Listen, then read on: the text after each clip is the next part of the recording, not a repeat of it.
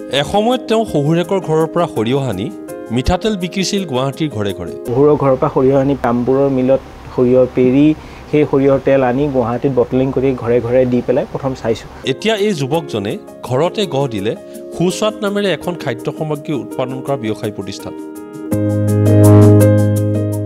গুৱাহাটীৰ গীতানগৰৰ সমৰজ্যোতি বেজবৰুৱা নামৰ যুৱকজনৰ কাহিনী এয়া। সমৰজ্যোতি বেজবৰুৱা নামৰ এই যুৱকজনে প্ৰথম অৱস্থাত ঘৰতে সৰু এটা ৰুম লৈ ছেকেণ্ড হেণ্ড মেচিন আনি আৰম্ভ কৰিছিল তেল পেৰিবলৈ।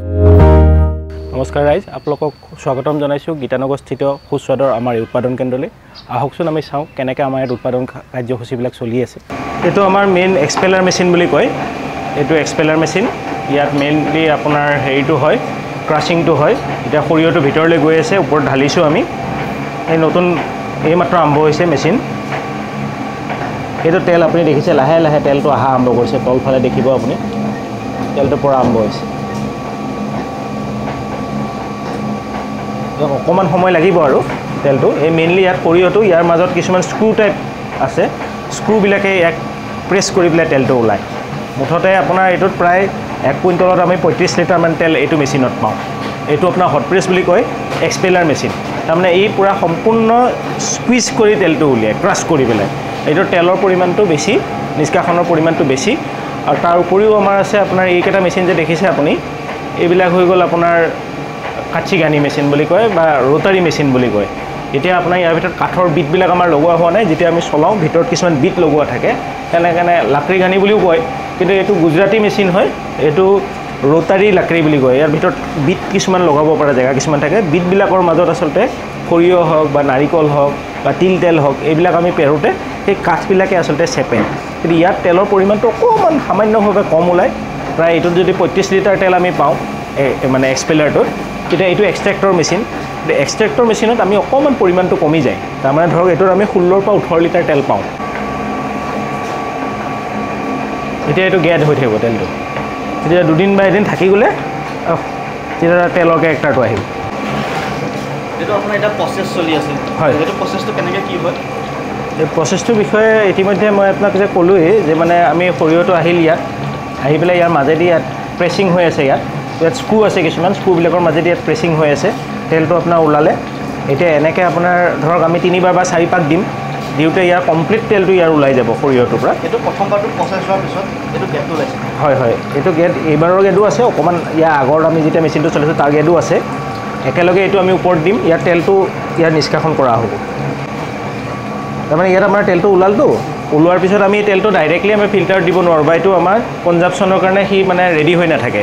ইয়াক আমি আনি পেলাই আকৌ ৰাখিবলগীয়া হয়। এইটো যেনেকৈ যোৱাকালি তেল আছিল ইয়াত আপুনি দেখিব, এইটো অকণমান গেট আছে, ইয়াত লেতেৰা আছে। এইটো যোৱা পৰহিৰ তেল, আপুনি যদি চাই দেখিব এইটো যোৱা পৰহিৰ তেল। ইয়াত গেটটো কিছু হ'লেও বহি গৈছে।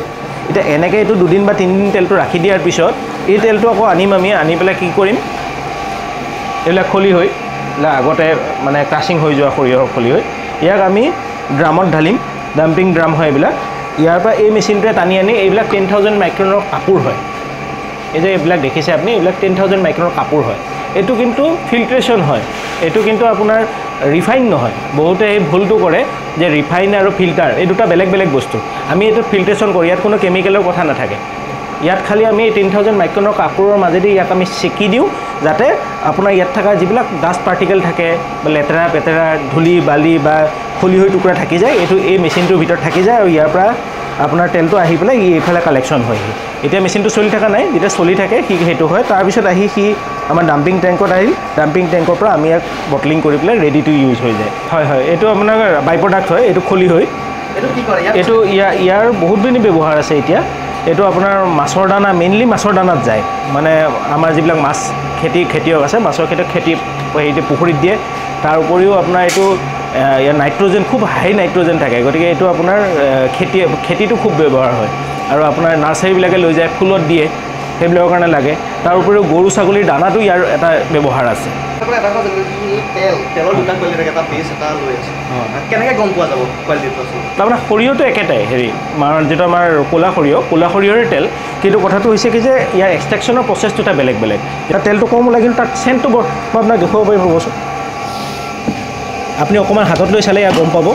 এই তেলটো ফিল্ট্ৰেশ্যন নহয়, এই তেলটো আমি গেটটো খালি বহাওঁ আপুনি যদি অকণমান হাতত লৈ চায় আপুনি অকণমান লৈ চাওক আপুনি গম পাব এই তেলটো গাঢ়া এইটোত আপুনি পিটিকা চিটিকা খোৱাৰ কাৰণে এনেও মাছ মাংস বনোৱাৰ কাৰণে ধৰক এইটো কাৰণে খুব সুন্দৰ এই তেলটো বা ল'ৰা ছোৱালী মালিচ কৰা বা গাত ঘঁহা চুলিত ঘঁহা কাৰণ মিঠাতেলটো অকল খাবৰ কাৰণেই ব্যৱহাৰ হয় ঠিক তেনেকুৱা নহয় মিঠাতেলৰ বহুত ব্যৱহাৰ আছে আৰু ভাৰতবৰ্ষৰ যিটো আমাৰ ট্ৰেডিশ্যন এইটোত ভাৰতবৰ্ষ অসমৰ ট্ৰেডিশ্যন এইটোত আমি যদি চাওঁ তেতিয়া আপোনাৰ গা বেমাৰ মানে জ্বৰ হ'লে গাত ঘঁহাৰ পৰা বাচ্ছা মালিচ কৰাৰ পৰা বিভিন্ন ক্ষেত্ৰত মিঠাতেলটো ব্যৱহাৰ হয় তাৰ বাদেও আমাৰ এইবিলাক এতিয়া গ্ৰাইণ্ডাৰ মেচিন আছে পালভাৰাইজাৰ বুলি কয় এইবিলাকত আপোনাৰ বেচন টেচন আমি এই বস্তুবিলাক বনাওঁ আৰু আমাৰ আপুনি দেখিব এইবিলাক যে দেখিছে আপুনি বস্তা এইবিলাক ফেঞ্চি বজাৰৰ পৰা আহে এইটো সৰ্বতী গেহু MP সৰ্বতী গেহু মধ্যপ্ৰদেশৰ পৰা আহে আপুনি আশীৰ্বাদৰ আপুনি যদি চাই এটা প্ৰিমিয়াম কোৱালিটি আটা বনায় এইটো হ'ল আশীৰ্বাদ চিলেক্ট গ্ৰেইন বুলি কয় সেই গমটো তেওঁলোকে এই গমটো ব্যৱহাৰ কৰে মধ্যপ্ৰদেশৰ পৰা আহে ইয়াৰ আটাটো খুব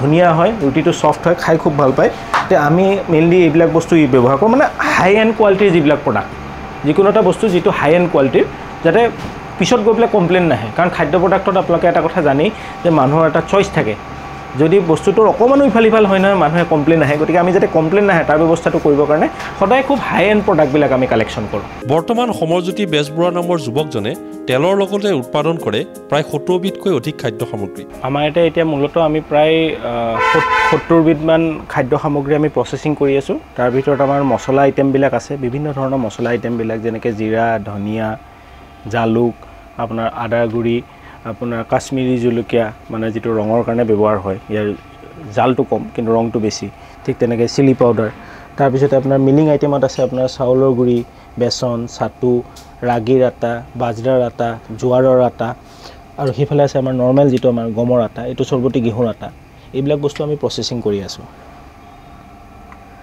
সমৰজ্যোতি বেজবৰুৱাৰ ঘৰত উৎপাদন হোৱা এই খাদ্য সামগ্ৰীসমূহ এতিয়া বিক্ৰী হয় গুৱাহাটীৰ বিভিন্ন প্ৰান্তত খাদ্য সামগ্ৰীসমূহ বিক্ৰী কৰি এতিয়া সমৰজিতে মাহিলী উপাৰ্জন কৰে 1 লাখকৈ টকা উপাৰ্জন বুলি ক'বলৈ মানে চাওক এইটো কথা এনেকুৱা যে মানে মই এতিয়াতো মোৰ EMI-বোৰ আছে গতিকে EMI-ত মই ধৰক 42,42,000 টকা মই EMI দিব লাগে গতিকে এই 42,000 টকা EMI-টো দি উঠিও মোৰ হাতত ধৰক এই মুহূৰ্তত 30-40,000 টকা মোৰ ৰৈ যায় আমি 1 লাখ টকা ধৰিব পাৰে আহকচোন সমৰজ্যোতি বৰুৱা নামৰ এই যুৱকজনৰ সৈতে কিছু কথা পাতোঁ মূলতঃ মোৰতো পেচাটো আচলতে খাদ্য ফুড প্ৰচেছিঙৰ লগত জড়িত নাছিল মই কনষ্ট্ৰাকশ্যনৰ লগত জড়িত আছিলোঁ অলপ সামাজিক কাম কাজৰ লগতো জড়িত মানুহ যি নহওক লকডাউনৰ সময়ছোৱাত আচলতে যেতিয়া দেখিলোঁ যে সব ব্যৱসায়বিলাকে প্ৰভাৱিত হৈছে কিন্তু বিশেষকৈ খাদ্য ক্ষেত্ৰখন কিন্তু খুব এটা প্ৰভাৱিত হোৱা নাই আৰু সেই সময়ত যিহেতু অলপ সময়ো পালোঁ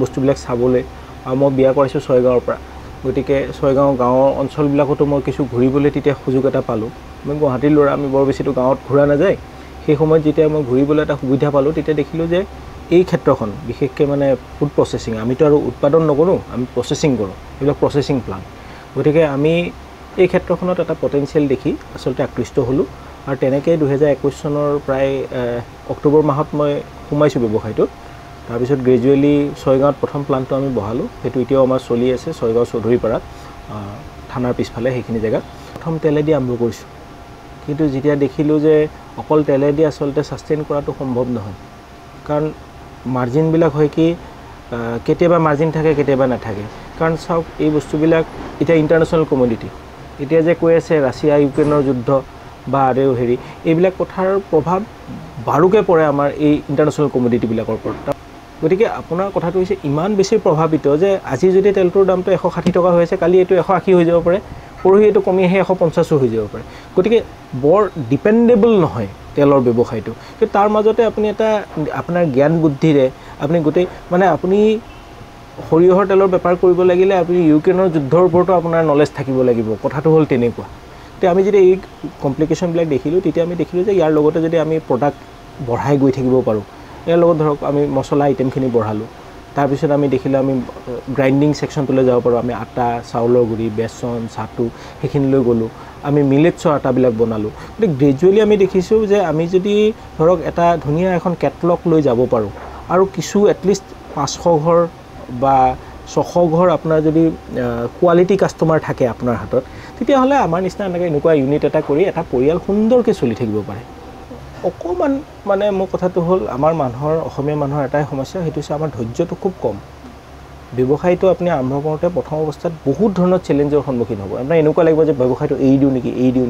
কিন্তু আপুনি সেই মুহূৰ্তত যদি আপুনি ব্যৱসায়টোত যদি এৰি নিদি পেলাই তাৰ আপুনি প্ৰব্লেমটো সলিউশ্যনটো বিচাৰিবলৈ অলপ কষ্ট কৰে, এৰি দিওঁতে আপোনাৰ যিমান কষ্ট হ'ব তাতকৈ সলিউশ্যনটো বিচাৰোঁতে আপোনাৰ কম কষ্ট হ'ব। মই প্ৰথম অৱস্থাত মই যেতিয়া ইউনিটটো কৈছোঁ, মই যে ক'লোঁ আপোনাক চৰকাৰে MSP বঢ়াই দিয়ে, সৰিয়হ নাটনি হৈ যায়, কিবা হয়, সৰিয়হ নোপোৱা হওঁ। মানে মোৰ এনেকুৱাও হৈছে যে 170 টকাত তেল বেচোঁতে মোৰ 12 টকা তাত লোকচান হৈছে, কিন্তু তেতিয়াও মই তেল বেচি আছোঁ। মই জানো যে এইটো বস্তুটো সদায় নাথাকে, সেইটো 3 মাহ বা 4 মাহৰ পিছত সেই ট্ৰেণ্ডটো পাৰ হৈ গুচি গৈছে, মই আকৌ বেনিফিটত আহি গৈছোঁ। গতিকে কথাটো হ'ল বস্তুটোৰ পৰা পলাই গ'লে নহ'ব, মই সলিউশ্যনটো বিচাৰিব লাগিব। যেনেকৈ দেখিছোঁ মই তেল বেছি মই পোচাব পৰা নাই, ঠিক আছে মই আটাও বনাম, মই আটাৰ পৰা 2 টকা আহিব, মই আটাৰ পৰাও মোৰ 2 টকা আহিলে মই পোচোৱা নাই, মই হালধি গুড়ি কৰিম। গতিকে ঠিক তেনেকৈ আমি যদি ইম্প্ৰভাইজ কৰি ব্যৱসায়টোত গৈ থাকোঁ, তেতিয়াহ'লে ব্যৱসায় এটা চলিব। আৰু বৰ্তমানৰ যিটো কম্পিটিশ্যনৰ যুগ, এই কম্পিটিশ্যনৰ যুগটোত মই ভাবোঁ যে চাকৰি কৰিতো এটা পৰ্যায়ত বহুত হাই লেভেল চাকৰি হ'লে বেলেগ কথা, কিন্তু বৰ্তমান যিটো পজিশ্যন, এইটো পজিশ্যনত আপুনি অকল এটা চাকৰি কৰি পেলাই আপুনি ঘৰ চলাব পাৰিব বা আজিৰ পৰা 2-3 বছৰ পিছত পাৰিব, এইটো আচলতে অসম্ভৱ হৈ উঠিব। গতিকে আপুনি চাকৰিৰ লগতে সমান্তৰালভাৱে সৰু সৰু কিছুমান এনেকুৱা ধৰণৰ ব্যৱসায় কৰিলে আপোনাৰ উপাৰ্জনটো বাঢ়িব, আয়টো বাঢ়িব, তেতিয়া ব্যয়টো আপুনি বেলেঞ্চ কৰিব পাৰিব। নহ'লে কিন্তু অলপ দিগদাৰ।